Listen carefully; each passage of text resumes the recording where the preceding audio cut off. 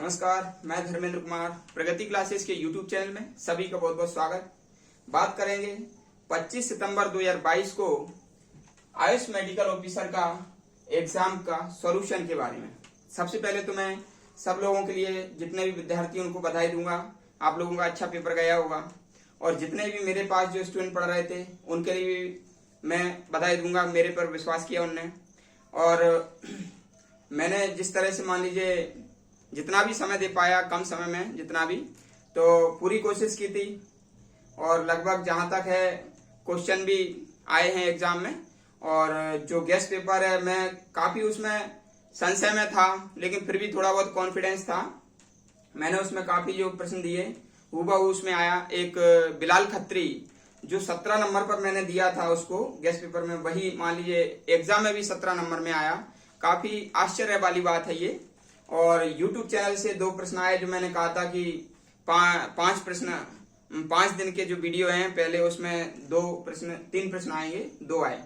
तो मुझे काफी अच्छा लगा कि भाई जो गेस्ट पेपर है वो भी मतलब उस हिसाब से आया, तो आप लोगों के लिए काफी लाभ हुआ होगा। ठीक है, तो टीचर के प्रति आपने विश्वास रखा, इसलिए मैं आपका बहुत बहुत धन्यवाद करूंगा विद्यार्थियों का। तो देख लेते हैं। सबसे पहले आयुष मेडिकल का जो पेपर है, तो उसमें जो पहला क्वेश्चन आया था, भारत में कोविड-19 का पहला मामला। ठीक है, तो भारत में जो कोविड-19 है वह 30 जनवरी 2020 को आया था, 2020 को। ठीक है ना, तो इसका जो आंसर आपका है को भारत में कोविड-19 का पहला मामला कब दर्ज किया गया? 30 जनवरी 2020। पहले ही वाला इसका आंसर सही है। कोविड-19 30 जनवरी 2020। इसका थोड़ा इतिहास देखें कोविड का, तो कोविड ये है ना, आरएनए वायरस है। ये आरएनए वायरस है।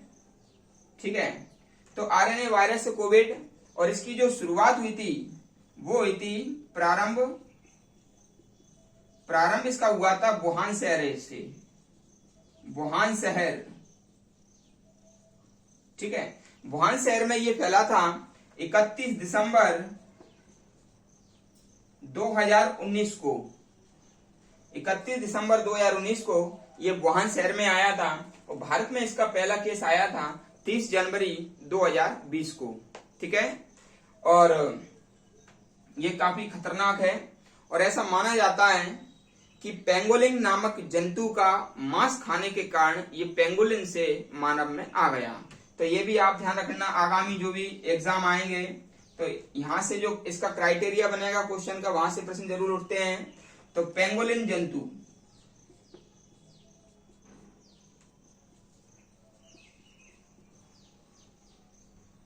जंतु में ये वायरस पाया गया था। ठीक है, तो ये पहला प्रश्न जो है काफी इजी है और मैंने मान लीजिए क्लास में ये क्वेश्चन कराया था, इसका नोट्स दिया था, तो ये क्वेश्चन मैंने क्लास में करा दिया था।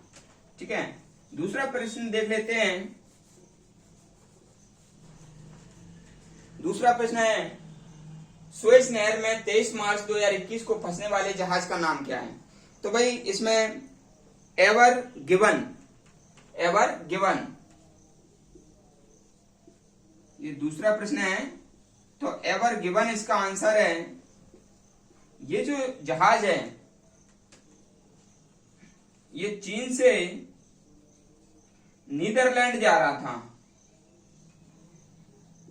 चीन से नीदरलैंड जा रहा था और ये सुएज नहर में फंस गया। कुछ दिनों बाद इसको निकाला गया, इसलिए ये प्रश्न जो है ना आयोग वालों ने पूछ लिया आपसे। ठीक है, करंट अफेयर्स का ये प्रश्न है, तो इसका एवर गिवन आंसर सही है। ठीक है, तीसरा प्रश्न है, मध्य प्रदेश में प्रथम भील सामुदायिक रेडियो केंद्र की स्थापना। ठीक है, तो जो तीसरा प्रश्न है, भील सामुदायिक रेडियो केंद्र। ठीक है ना, ये नोट्स में दिया गया है। तो भील सामुदायिक रेडियो केंद्र, अब इसमें जो ऑप्शन है नरसिंहपुर, भाभरा, महू और सैलाना। ठीक है, तो सैलाना रतलाम में पड़ता है और महू इंदौर में पड़ता है, भाभरा झाबुआ में पड़ता है और नरसिंहपुर अपने आप में एक जिला है। तो मैंने आपको ऑनलाइन क्लास में जब जनजाति बताई थी, ठीक है, लाइव क्लास में, तो मैंने बताया था भील जनजाति झाबुआ और धार में पाई जाती है।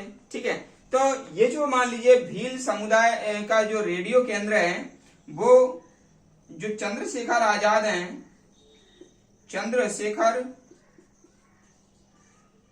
आजाद, इनकी 105वीं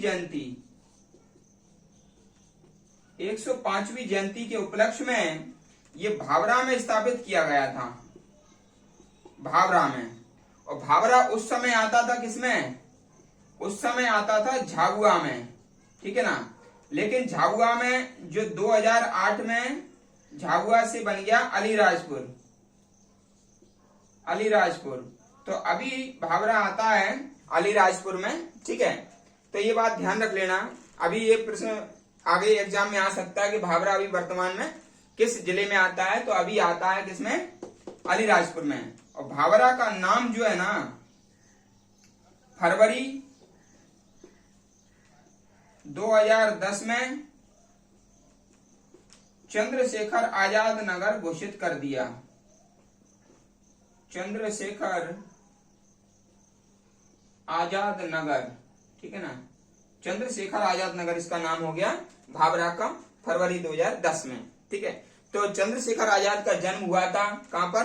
भावरा में। और ये जो जन्म हुआ वो हुआ 23 जुलाई 1906 में। चंद्रशेखर आजाद का जन्म कब हुआ?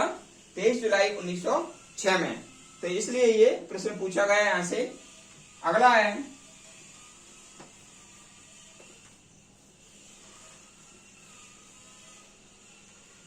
अगला हमारा प्रश्न है, मध्य प्रदेश में 2020-21 में दलहनी फसलों में किसका उत्पादन अधिक हुआ? ठीक है, तो जो दलहनी फसल है, दलहनी फसल जो होती है उन्हें दालें कहते हैं। और दलहनी फसलें आती हैं लेग्यूमिनेसी कुल में, लेग्यूमिनेसी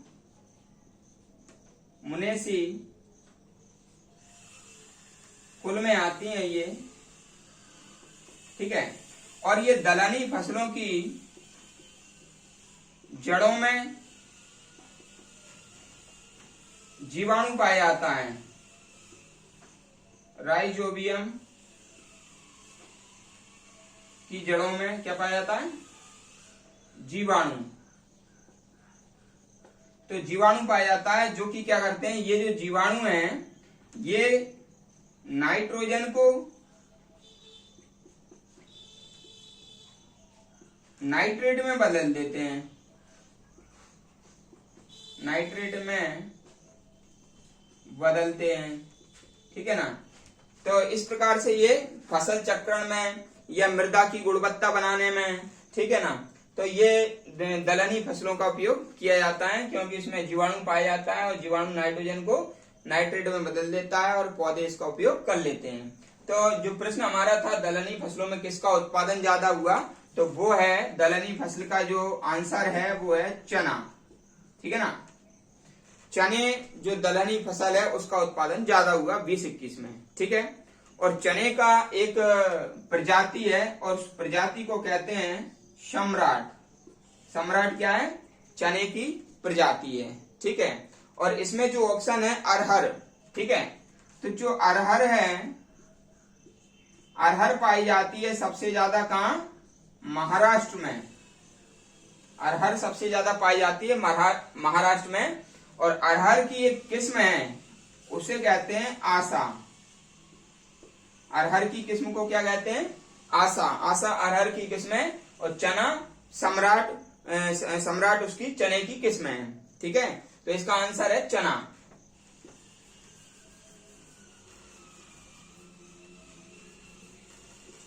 फिर है अगला प्रश्न, मध्य प्रदेश में कन्या अभिभावक पेंशन योजना का प्रारंभ कब किया गया? ठीक है, तो ये प्रश्न नंबर हमारा 5वां है। 5वां, तो कन्या अभिभावक पेंशन योजना। ठीक है, 2012 की है ये, 2012 में चलाई गई। ऐसे माता पिता जिनके लड़के नहीं है, सिर्फ लड़कियों का ही जन्म हुआ है, उनमें से या तो माता को या पिता को किसी एक को 600 रुपए, मान लीजिए 60 वर्ष की यदि उनकी अवस्था है, 60 वर्ष अवस्था है, सिर्फ लड़कियां ही हैं, सिर्फ लड़कियां हैं, तो उन्हें 600 रुपए प्रति माह पेंशन मध्य प्रदेश सरकार देगी। ठीक है ना, काफी अच्छी योजना है। ऐसे माता पिता जिनके पास सिर्फ बेटियां हैं, ठीक है, और वो 60 वर्ष के हो गए हैं, तो उन माता पिता में से किसी एक को, दोनों को नहीं, एक को 600 रुपए प्रति माह क्या मिलेगी, पेंशन मिलेगी। और ये योजना 2012 से चलाई गई। ठीक है ना, तो ये 2012 इसका आंसर है। फिर है आपका प्रश्न नंबर 6, मध्य प्रदेश में मुख्यमंत्री किसान कल्याण योजना। ठीक है, तो मध्य प्रदेश में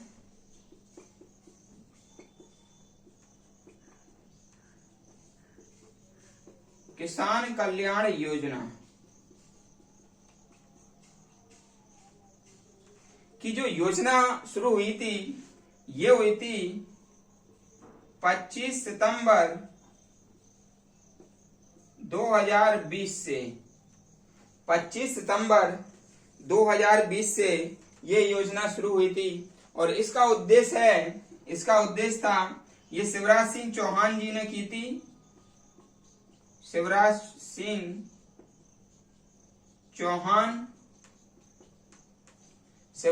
चौहान ने ये योजना की थी।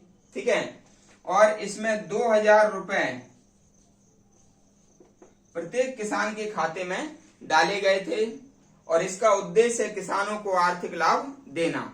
इसका उद्देश्य क्या है, किसानों को आर्थिक लाभ देना। ठीक है, हमेशा ध्यान रख लेना कि मध्य प्रदेश में जो अभी बीजेपी सरकार है या केंद्र में बीजेपी सरकार है, तो अधिकतर जो योजनाएं हैं वो 25 सितंबर से ही शुरू होती है उनकी।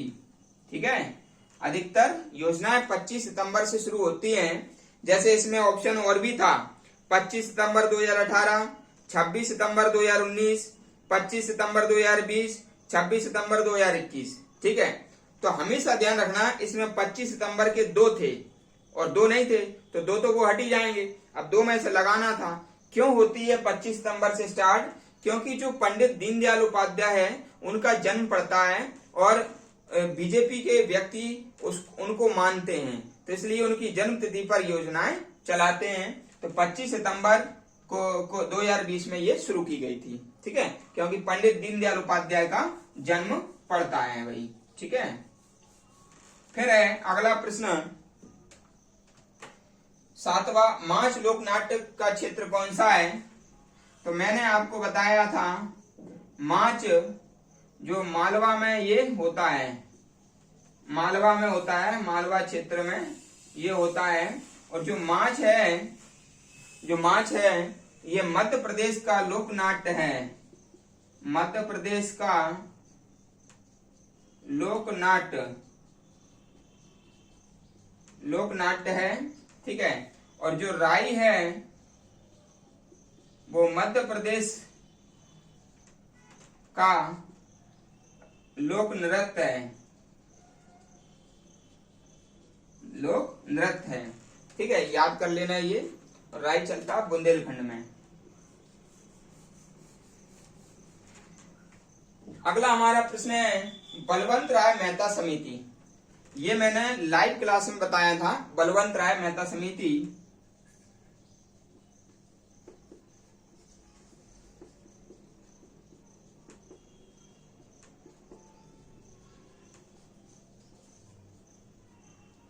तो बलवंत राय मेहता समिति 1 जनवरी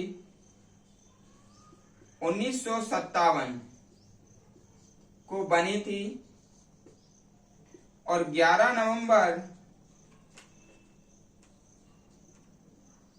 ठीक है ना, जनवरी 1957 में बनी थी और नवंबर 1957 में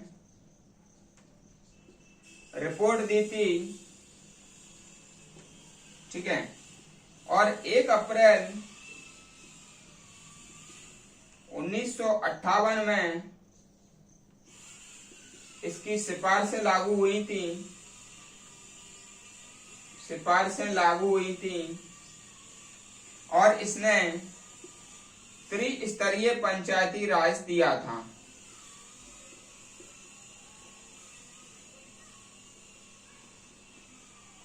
त्रिस्तरीय पंचायती राज दिया था। ये 4 चीजें हमें बलवंत राय मेहता समिति में याद रखना है, ठीक है। फिर है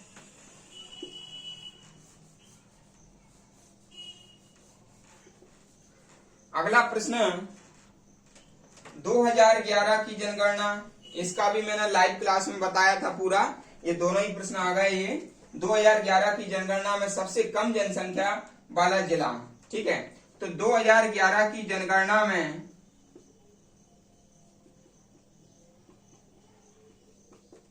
हरदा जो जिला था उसमें सबसे कम जनसंख्या थी 570,465, ठीक है, इतने व्यक्ति थे, 5,70,465, 5,70,465 व्यक्ति थे। यानी कि मध्य प्रदेश में सबसे कम जनसंख्या वाला जिला हरदा था जनसंख्या में, ठीक है ना, जनसंख्या में कौन सा था?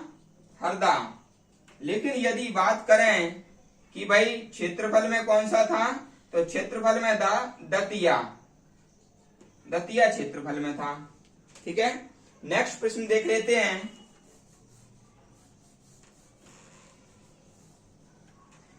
नेक्स्ट प्रश्न है 2011 के अनुसार मध्य प्रदेश की साक्षरता।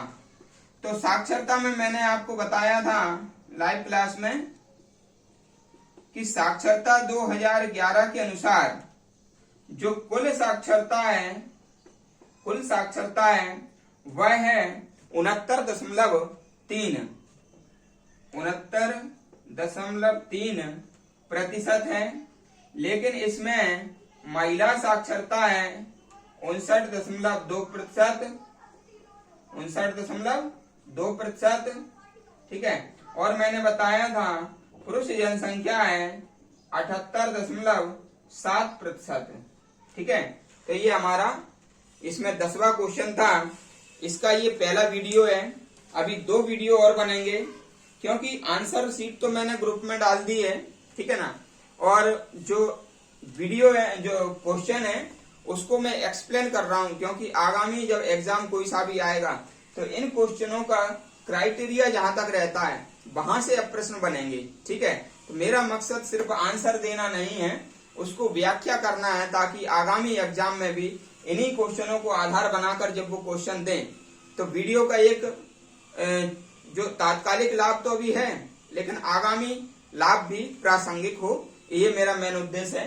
तो वीडियो आपको कैसा लगा, ठीक है, आप कमेंट्स करके बताना। वीडियो को अधिक से अधिक शेयर करें ताकि सभी लोगों तक पहुंच सके।